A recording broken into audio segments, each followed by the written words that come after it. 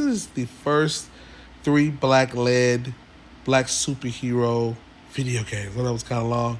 And then I'm going to give you guys the first black superheroes from comic books to ever show up in a video game. Let's get started. Coming in at number three, back in 2002, yes, your boy Static Shock, or how more of our comment heads like to say it, Static, he did get a video game. It was based off of the WB Kids show. The show was amazing, and so they did have a Game Boy Advance game for this. Also in that same year, Blade 2 was arrived in 2002, and this is for the PlayStation 2. I'm actually think I'm gonna go back and play this game on a ROM.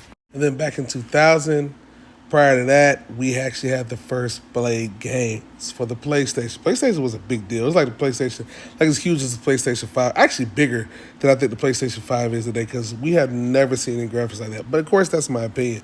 But yeah, but coming in at number one, this might shock a lot of people. Coming in at number one, this is going to be your boy Shadow Man. His first comic book superhero led video game was in 1999, so he beat Blade by 1 year. This game was actually supposed to be released in 1997, but it got delayed. Some other stuff got tied up. It actually got remastered and re-released for PlayStation 4. Not really a Shadow Man guy, but here's another picture with him. Pretty dope character by Valiant Comics. Go give it a read. Most of these comic books are free online for you guys to go and check out. So let's talk about first black superheroes just to show a period. Well, back in 1994, I believe this one was in September. You had Maximum Carnage. So guess what black superhero showed up here?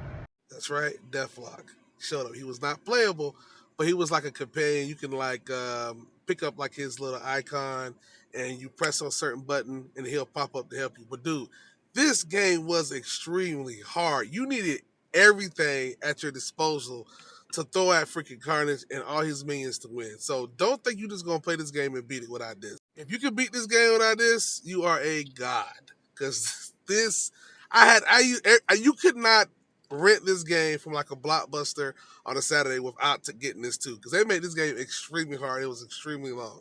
Here's another picture of him right here. Yes, this was the Michael Collins version. So it's the black guy. Coming in a month prior to that was the Death of Superman, the video game. And one of the first black comic book playable characters ever was actually Steel. Here's a quick write-up of him in the actual video game. And here's another screenshot of how he would have been playable.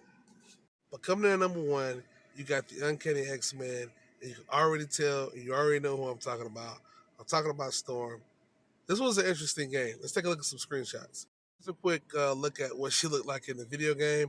It's very, very hard to find gameplay footage of her because a lot of the characters look kind of similar and her color palette is kind of messed up. Never actually played this game, but she would have been the first black superhero, comic book superhero, or superhero period to ever be in a video game. Now, I do want to honor and be respectful to the man that kind of came after this, but was a ground-breaking video game. I know a lot of people aren't going to consider this person a superhero, but he did have a comic book, and he did have a game, and he did have special abilities.